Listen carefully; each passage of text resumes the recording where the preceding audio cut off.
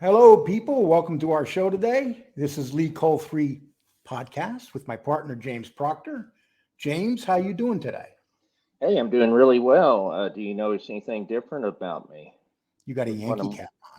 yeah, You got rid of that dumb Atlanta cap, okay? yeah. And I no Met decided. cap. No, you just keep the Yankee cap on. The majority of our people are Yankee fans. I'm Hmm. hoping. But anyway, Yes.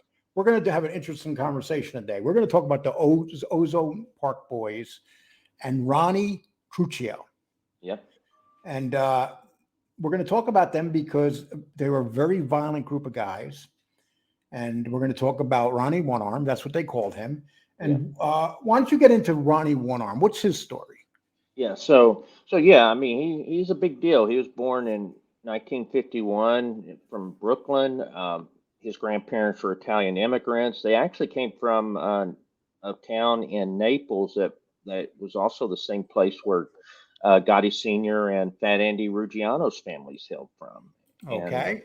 yep. And so, he got his nickname because he's got hit by a car when he was, I think, 11, and he ended up fracturing his arm, and it became partially paralyzed. So he actually has both arms. It's just he can't use both of them. And so he also has a son, Alphonse Trucchio, that's reputed to be a Gambino captain, and he is also, when he was a teenager, he was associated with this gang called 7 9, and he got started back in the late 70s. And so he got on record with the Gambinos through his association with the Carrazzo brothers. Okay. And so did he? How long did he stay with the Crazzo brothers? Yeah, he stayed with him for quite a few years, more about 12, 13 years, and it took him a while to get promoted because he had some beef with Vinny Asaro. When they put his name around to be circle around for proposal membership, Asaro was had a problem with him, and so it took So him a Asaro while. didn't. So Asaro didn't like him for some reason, and when he came up to be inducted, he pretty much put a squash on it. Yeah, he did. But then finally in 1988, he got formally inducted into the family. He was placed in that Bergen crew, which was at the time headed by Gene Gotti, who was a captain. But then Gene went to prison for heroin trafficking, and then Peter Gotti became the new captain. And this is a picture with Ronnie One Arm right there, Hmm. with Peter. Right. Okay, so let's just keep bring it Yeah, on. yeah, sure, sure. So Trucchio, one of the things about him, he was seen a lot in, Gotti's two social clubs. He's at the Bergen Hunt and Fish Club, or Ravenite Social Club. He was known as a longtime Gotti protege. So, he rose up the ranks with that close association with Gotti's Queen's crew. And also, one thing about Trucchio, he was flashy. He's very similar to Gotti in that mark. So he'd drive around this silver Cadillac. He had these expensive suits on, and he always had this thick roll of cash in his pocket. But he had another reason for doing that, and that was he was always looking for new talent. He was looking to recruit younger kids into his crew. And so, what would he would use this cash? Just what would be the purpose for it? Yeah, because To kids, flash. flash, just wanted to flash that, hey, you can look at the lifestyle I have. This is where you can be, just roll with us. And so, it's a way kids look for that. People that don't have father figures or whatever, they're looking for direction. And so, it's just like all the other gangsters and train gangs that took place in Brooklyn and Bensonhurst, all these different areas. This was the same thing. It's just that Trucchio, had it in Ozone Park. And he had some businesses too. I think he had Steve's Fireside Chat. They said on 77th Street in Ozone Park, Yeah, and yeah, what, vending and he company also had too. a vending company. I mean, Hmm. the guy had a lot of stuff on the street. He had a lot of money in the street. And how Yes. big was his book on the street, or his like that crew had like $30 million on the street? They Yeah, said. yeah, the sports. So yeah, they had a sports gambling enterprise. So this is, with the Ozone Park boys. They So they're also known as the Young Guns, Liberty Posse because of the social club. And so Who's um, social club? Would it be it was Trucchio has so social club. Ronnie One Arm also had that social club. Right. He had a social club. He also, so yeah, this was 30 million, and this was just from the sports gambling enterprise. And so that doesn't even include the chop shops they had, the bookmaking, I mean the racketeering, they robbed, they did everything, credit card fraud, identity theft, everything. I mean, these Yeah, guys murder, were arms, brutal. even arms trafficking. I mean, Yeah, they were into everything. exactly. Okay, so how long how long was before because they eventually spread out to Florida, and Yeah, Florida eventually became their downfall because of the violence. yes. Um, but so what happened? What made them decide to go to Florida? I mean, Yeah, so it was, one thing there was already, it was open, number one. Number two, open mean that any of the families could do operations there. and at that time Also, you had a lot of new people going down there, you did. trying to build their own territories, right? The families. Yeah, yeah, exactly. And so, there's a lot of Italian Americans down there. There was just a lot of just illegal activities going on, and specifically Broward County and Palm Beach. That's where it was for the Italian mafia down there. And so, yeah, it was just a prime spot to do the legal gambling, all the loan sharks, all of that stuff that they were doing. And so they saw a lot of money just by expanding down into South Florida. And so a lot of people like to gamble. I mean, you would have just people would they said they'd allow wagers up to like $15,000 on football and basketball games. Just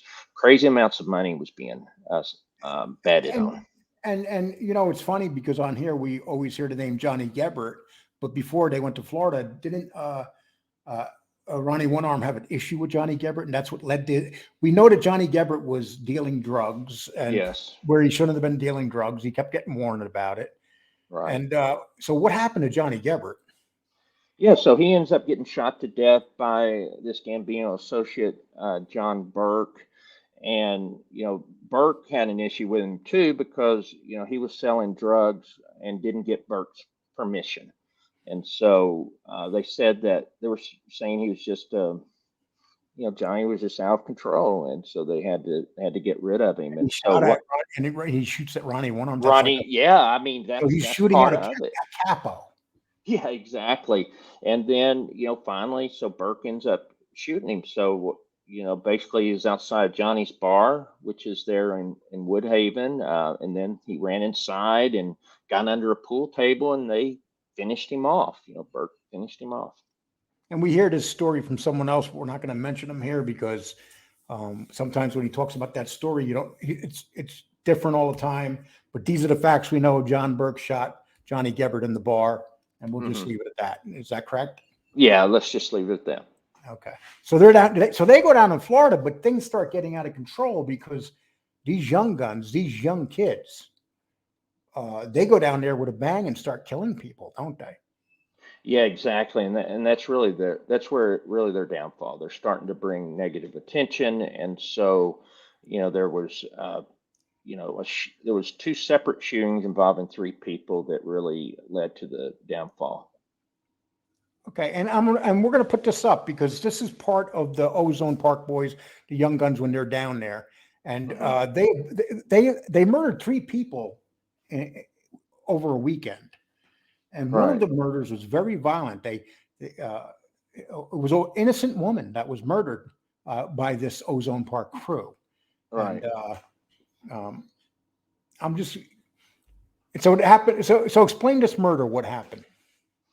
Yeah, so basically, so it's kind of a long story, but what I'll explain is that so you had two guys. You had this guy Vincent D'Angola and then Mark Rizzuto. So they're these wannabe gangsters, and then there was a girl, Jamie Snyder, and so she was the girlfriend off and on with Vincent D'Angola. And so And Vincent anyway, Angola, what was he was a bouncer at a bar or something?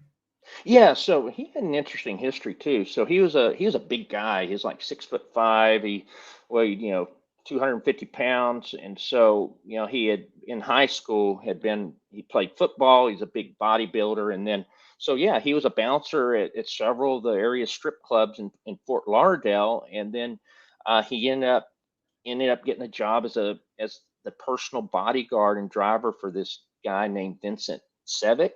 And Right. so this guy owned this place called Roxy's, and so is like a place that had a lot of live dance music, DJs, all that. And so the Sevick guy was a bad dude as well. We don't know if the association between him and the Gambinos, it's possible there was some dealings, but Sevick was making money by trying to get a pipeline of marijuana from Mexico.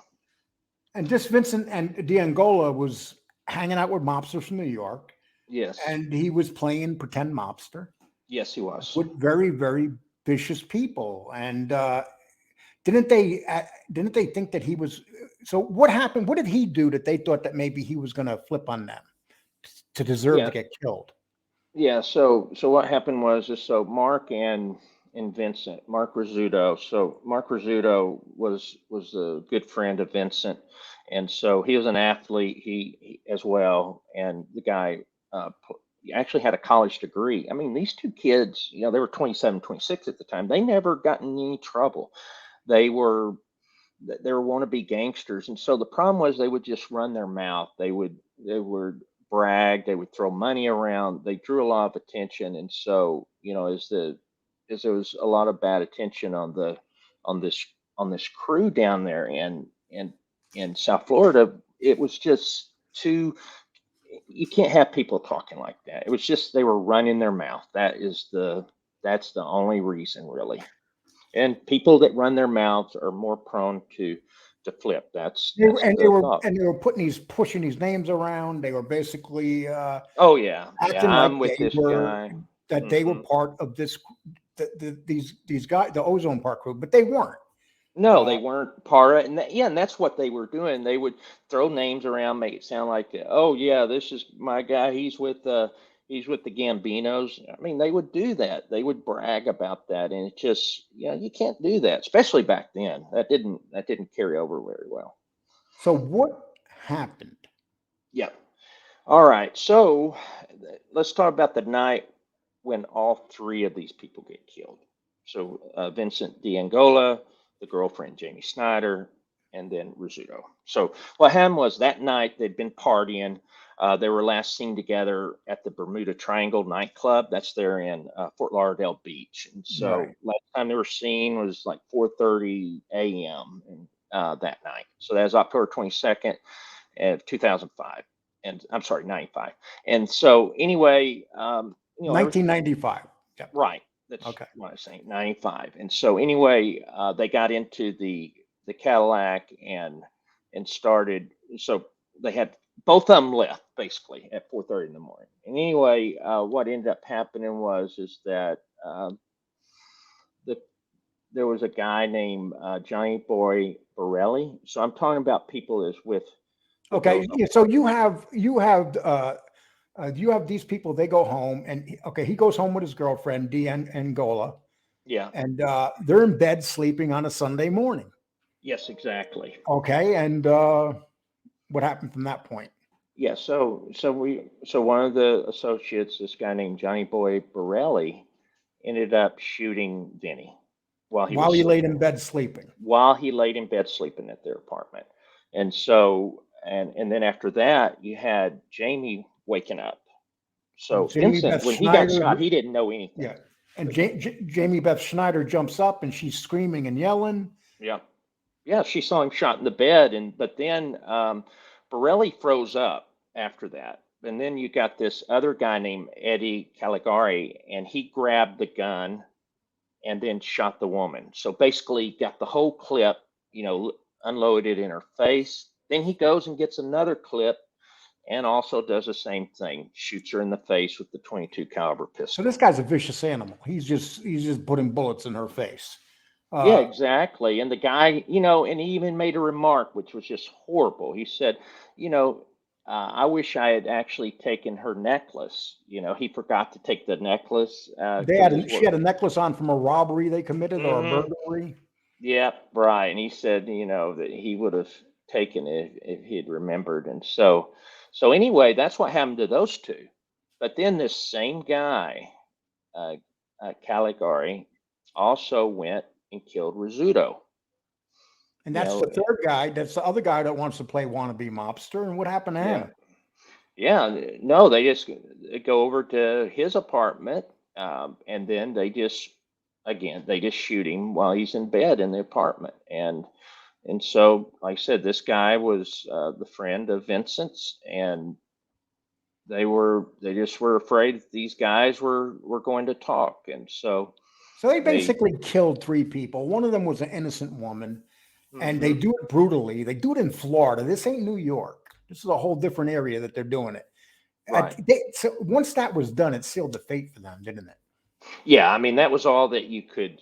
Yeah, that was all that they could do, and so obviously Trucchio wasn't happy about it. There was they really wanted this guy, this Gambino soldier named uh, Michael Chacho, to watch after them. This is a guy that ends up testifying. He turns against Trucchio They later all on. do. They all turn. All these young guns. They kill people, and they're killing this group of people. They killed D'Angelo Rizzuto because they thought they were going to rat. The Mhm. funny thing is, the guys that killed them are the ones that became the rats, ain't it? Yeah, that's what's amazing about it. So yeah, they're the ones that ended up flipping. So yeah, after the murders, they just continued to have operations in Florida and in Ozone Park, and then, like I said, you got the Michael Chacho that's down in Florida to watch after them. By this time, Ronnie had a very bad feeling this was not going to end good for him. No, no. I mean, you just don't do that. I mean, they knew it was well, the biggest problem was you had an innocent woman that was killed, and so you just can't do that, and it brought too much attention. So yeah, If that woman doesn't get murdered like that, this may just be something that happened, and they let it go. But this woman being killed, no record, uh, really changed the whole Yeah, they investigation. really did. Because with the investigation, what had happened, the woman hadn't been involved. They'd known, oh, these kids were getting involved with the wrong people, and they wanted to get involved, go to bed with the mob, and this is what happens. But once you get the innocent woman involved, then it becomes a much, much bigger story. And so that was the downfall of these guys, definitely. And so, what was the downfall of Ronnie One Arm? Yeah, so one was, and so basically, I mean, in December 2000, him and his son get arrested along with most of the crew because of the sports gambling enterprise. And so what brought attention to that is that the state of New York noticed that he wasn't filing his income taxes, and so he had 3 years in a row that he didn't file taxes. And so anyway, they started looking at it. They saw that, discovered that there was this $30 million sports gambling enterprise, and and ended up, And getting because all kind of. Ozone Park boys started flipping Yeah. and bringing information about the murders and stuff, I mean, quite a few things came out, didn't they? Yeah, exactly. And so what ends up happening on that one, what's interesting is that the initial indictment, they're saying he was conspired to engage in racketeering, murder, extortion, all these different things. And then anyway, finally, he pleads guilty, but to lesser charges. And so um he ended up the first charge, I mean the first indictment, he got 1 to 3 years in state prison. But then after that, there was a second indictment, and that was federal. Okay, and this one is actually in Fort Lauderdale, and so that involved the 1995 Florida murders. There were two armed robberies in New York, and then there was a murder of a guy named Bosshart. that Yes, that we was, won't. yeah, Yeah, yeah, Todd that's, yeah, LaBarca got involved with yeah, that. that was LaBarca, that, and we know about that. We talked about that before, but Yeah, so you got this guy Condrotos. He's a member of the Young Guns. He winds up coming out and testifying and saying that basically Ronnie One Arm is a capo, right. and other guys started coming out, and then they got this murder down there that they're investigating for years, and finally they can put it to rest, and Yeah, yeah, everything. exactly. So here's the thing: these guys that committed this murder, they ratted, and they did some time, but for a brutal murder like that, the guy that went to prison for it is the boss. Right, exactly. And so, like I said, there were three different indictments. So the first one, he got 1 to 3 years. That was in a state prison. But then there was the federal case.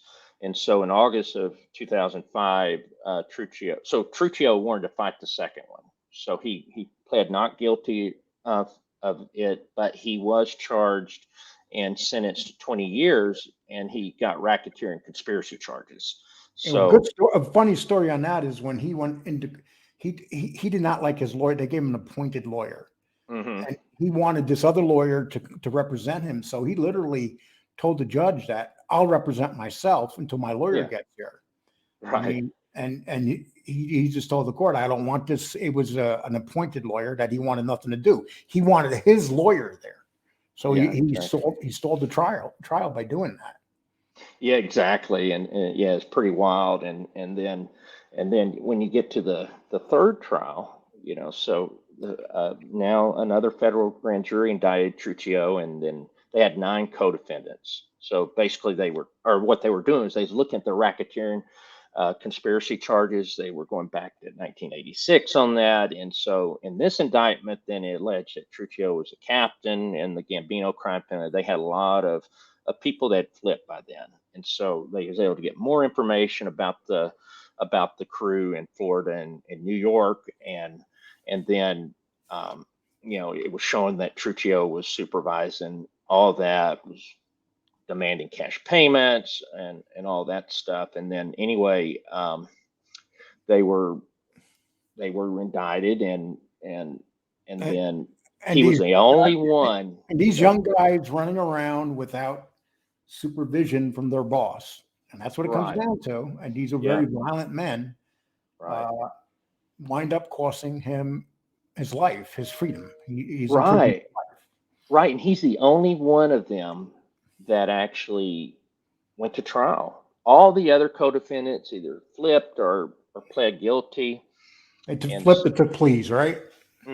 yep, And and so Ronnie so said that he was just going to fight it, and he lost. I mean, yeah, he lost, and so you had people like we talked about that Michael Chacho. He ended up flipping and talking about him, and then he also got one of the guys, this Joseph Chondrotos. So he was the one that really he did a lot of testimony that talked about the actual murders that took place in '95, and they even had like George Gabriel, the special agent that we know that was with Sammy. He ended up testifying as well, and so it was just at that point there was no chance for Trucchio to get out of it, and not so when he was the everybody's last one flipping on you standing. like that. Right, exactly. These young kids, they're looking to save their life, go to not do a little bit of prison time. Hmm. And to this day, Ronnie One Arm's still in prison, and Yep, he's going to be there for exactly. the rest of his life, unless by some miracle he gets out from some type of appeal. I don't even know if he has any left. Uh, Right. but and that's basically the story of Ronnie One Arm and Ozone Park Boys. And we wanted to talk about them because they were a very violent group. And we talk Yeah. about these groups of guys. We talk about the Wimpy Gang for the Clumbos. Hmm. We talk about and we're going to do something on that, matter of fact. Then then Yes. you have the Bath Avenue Boys, but this group was extremely violent guys. Oh my gosh, they were. And so, and that's one of the things I think is interesting, for me as someone that studies mob history, why do these guys get into it? How do they get into that life? And in most cases, unless you happen to have the bloodline, be the son of a mobster, you typically had to prove yourself two ways. One is either being part of a gang, like what these guys, like these associates with Ozone Park Boys did, or Bath Avenue crew, any all of these, the Wimpy Boys, that's what they did. And And then very rarely did you hear about innocent women just being shot down like that. Uh, no, and that's when things are bad when that happens. That's the bad attention. Otherwise, you had all these murders in the 90s, 80s, 90s. And you'd see it in the Post or Daily News or Times where it's, oh, gangland style shooting, and no one really thought about it because they said, oh, this is just something that's with the mob, they're just killing their own or whatever. But then you start getting the women involved, and yeah, you can't do that. And then the second way obviously is through prison, when they look to recruit Italians that are, they can do time. And so it's either through their membership in the gangs as teens, as associates proving themselves, or that they can take time. And so I just think it's very interesting. And there's definitely half dozen or more of these gangs that become breeding grounds for the mafia. So yeah, I think they're really cool to talk about. yeah, and the shooters and stuff, they did 14 years, 6 years, stuff like that. It's like, Yeah. uh, and they got to go live their life. I don't know much about them because, you know, they ratted and Yeah. God knows where they are now. But the fact of the matter is, for slaughtering people like that and just in one night, it just ruined everybody's life. Yeah, Uh, I mean that's what was amazing. Had three, it was bad, three murders in one night, and then two different locations, and and they knew they were connected. They meaning that both Vincent and Rizzuto, they were friends. They saw them. They were always around each other. They partied together. So when both of them died in separate locations, especially with the girlfriend who had came down from Jersey. She was from the Jersey and Philly area, and she came down, to visit him that weekend. She gets clipped, and she just came down at the wrong time. Maybe she didn't come down that weekend, she'd still be alive. But it was just the way the press well, put it well, was just the worst place. This guy they killed, the Angola, Hmm. uh, he bailed out one of the shooters a week before that was arrested on. He literally bailed him out of jail. I mean, Yeah, he actually thought he was part of this crew. yeah. I mean, And that's what's crazy about it, and so well, they. I appreciate you people. I hope you like that story. And um, anything you got to say before we leave, James? No, no, I just appreciate, everyone's support. Please hit the like button. Please subscribe if you haven't. We've got a lot more stories that's coming out. We've got some interviews that are coming out as well. So More big interviews. yes, Yes. definitely so. So And besides that, everybody take care. Please subscribe, hit the like button. We'd really appreciate it. It's been running underneath here. And the reminder bell. And yeah, when you hit the reminder, make sure that your phone's set properly. Otherwise, it will not work. But right. anyway, everybody take care and thank you very much. Thank you.